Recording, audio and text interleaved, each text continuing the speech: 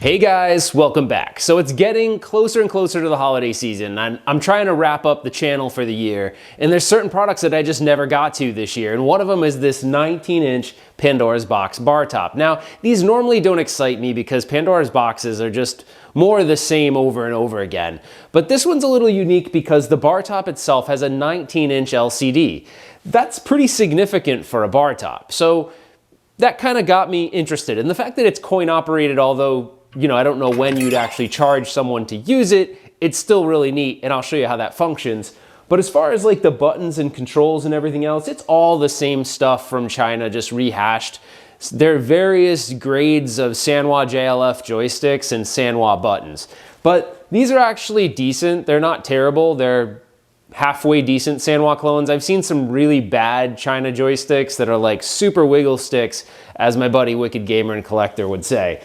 So overall, from a looks perspective, they're using this, I swear, in China, they must be like, okay, if we're gonna sell it in America, it has to have Street Fighter on it. I don't understand. They always put this same Street Fighter graphic on it with Ryu with the gloves. I don't know.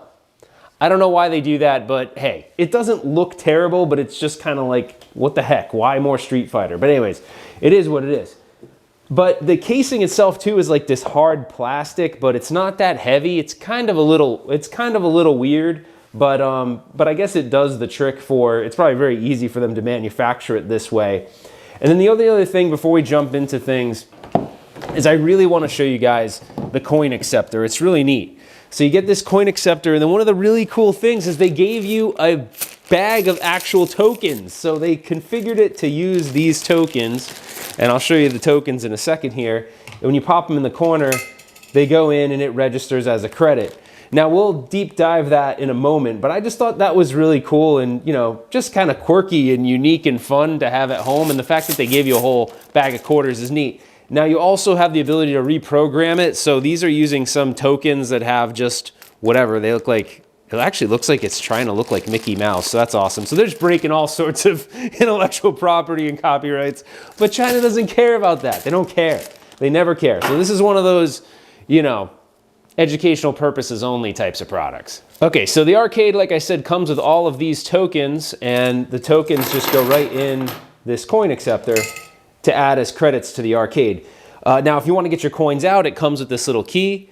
The key will allow you to take the coin acceptor out, and you can take the coins out of the coin box, as well as set it to whatever coins you want it to accept. So if you want it to accept standard quarters, you raise this little piece up and you'd put whatever it is underneath it that you want it to accept, and then it will accept that currency from there moving forward. Now, when you first get the arcade, it is set up for coins only, and then I'll show you how to change it. But this is a pretty neat, it's quirky, but it's a really neat little additional thing, just kind of for the fun of it, I guess. If you have kids, you can just say, hey, look, you have to pay to play kind of thing, or maybe you reward them with the, with the tokens or whatever, or something like that. So it's pretty cool. So I'll show you how this all works as far as adding credits, and then I'll show you how to put the machine on free play. Okay, so when it boots up, you'll see I can navigate the menu, but if I try to press A to get into any of the games, it's not going to let me because it says insert coin. So in order for me to select a game, I've got to put a coin in first. You see it registers as 1 credit, and you can set how many credits it is to play, and then at that point I can say, all right, I want to play King of Fighters, which, by the way, there's like 80,000 versions of King of Fighters on here, like there is every Pandora's box. It'll load up the game. Now, should I exit the game, I am going to need to put in credits to play another game. It's really just put in a credit per play, and that's kind of it. All right, so if you want to take it off credit mode or just any of the other settings on the system, you just hit this little button on the back, and when you do that, it brings up the settings menu. In the settings menu, you can do a bunch of things. You can customize buttons, you can customize the system configuration, and here you can say how much you want a credit to be worth. You can then also put it on free play. So if I toggle through these, the last one should actually be free play. And there we go. So now it will no longer accept credits. You can still put them in, it's just not gonna need them in order to play the game. There's a bunch of other settings on here, but this isn't necessarily a Pandora's box overview. I have a bunch of videos on that. And honestly, if you wanna know more about the 9D, as far as the games and all that stuff, you can just go to my buddy Wicked Gamer and Collector, and I'll drop a link in here. Sure. Oh, sure. Click the link, Retro Ralph. Yeah. No, I don't want to click the link. I want to hear from Wicked right now. Right now. Get Wicked. Call up the Netherlands. Get his ass over here. I want to hear what he thinks. I want to know what he thinks about the 9D. So, Wicked, take it away. Hi guys, hey, thanks Ralphie for having me here on the show. So in this video, we're going to take a close look at the Pandora Box 9, because you want to have my personal opinion on what do I think of this mainboard. So let's grab the stash and let's take a close look at the Pandora Box 9. Alright, so let's talk about the Pandora Box 9, but let's say it correctly, the 9D. So this is freaking 6, this is Pandora games, this is the normal 9, and this is a Pandora Box 5 that we're going to need for this part of the video. And here he is, our friend, the Pandora Box 9D. So I just want to have my opinion, Ralph. What is with this main board, and is it good, is it bad? So let's find out. So basically the Pandora Box 9D, 9 and 9S Plus whatsoever, most of them are similar to the Pandora Box 5. But one of the biggest differences is that we don't have a thumb drive for the games. Yeah, because they swapped it out. We don't need a thumb drive, and we're going to use an SD card, or there is an SD card in this bloody thing that we're going to get the games on, or if they are not naughty enough, they are not going to give us the games. But that's what I think about it. So nevertheless, the Pandora Box 9D is not the best board, but also not the most horrible board you can get. And the reason why, I've reviewed and I've seen a lot of shitty boards of Pandora's boxes, but the 9D is just more like a beefcake number 5 that has a lot of shitty games. And the shitty I mean more like double games with weird hacks that you've never seen and you will never will play. You can remove them from the list, but you can't remove them from the SD card if there is an SD card in it.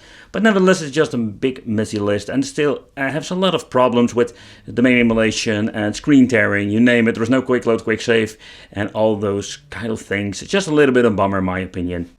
But nevertheless, the Pandora Box 9D is not the most horrible board I've seen.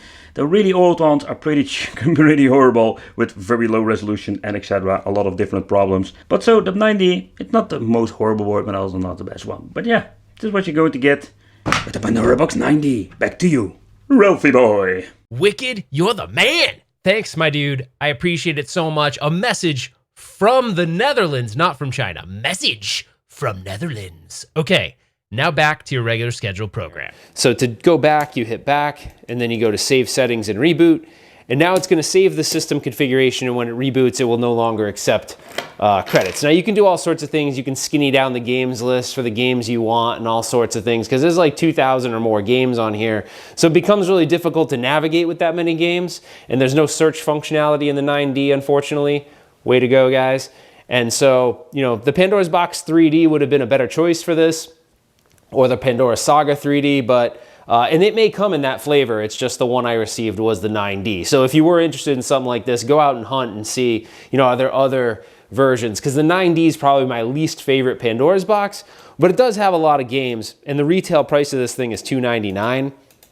So for $299, you're getting a 19-inch bar top, 2-player with, you know, 2,000 or so games. Let's see the exact amount. I believe it's 2,000. Actually, it's more than that. So it's actually 2,500 games, and you know, they've got quite a bit on here, so there's a lot of games for really whatever it is that you're looking for. All right, the question of the hour is, how does it play? So this is running the Pandora's Box 9D. Now the 9D is based on the Pandora's Box 5, which is an older Pandora's Box board. So you can't add games to it. There's no save states. There's no scan lines. So there's a lot of things this doesn't do. And it actually is plagued with a lot of emulation issues. There's screen tearing. So although it has a good games list, and there's duplicate games too, but it has a decent games list with a lot of great arcade hits.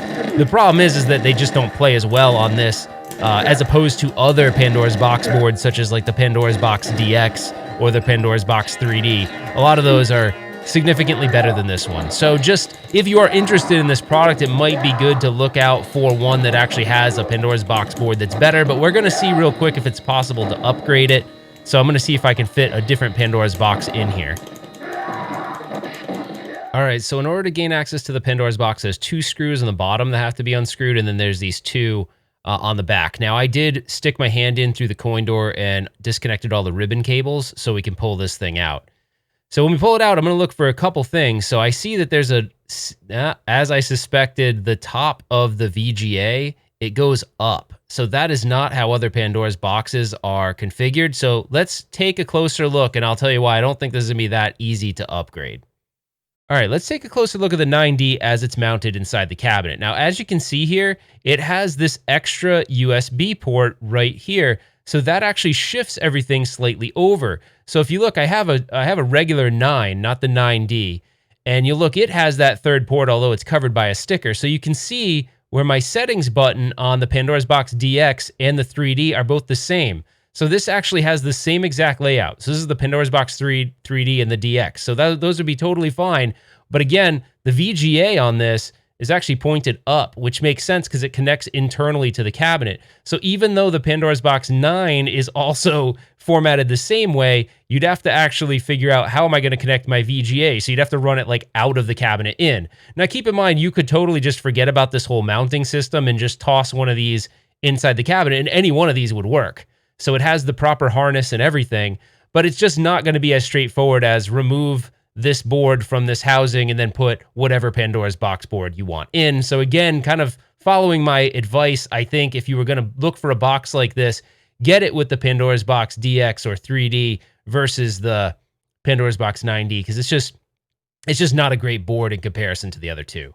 I just couldn't leave well enough alone. So the Pandora's Box DX will work 100% in here. All the cabling, the power switch, everything will work, all the buttons and joysticks. You'll just have this gap in the back, so you could probably secure it with some double-sided tape. And again, you won't be able to use the factory mount, so it's not going to look amazing.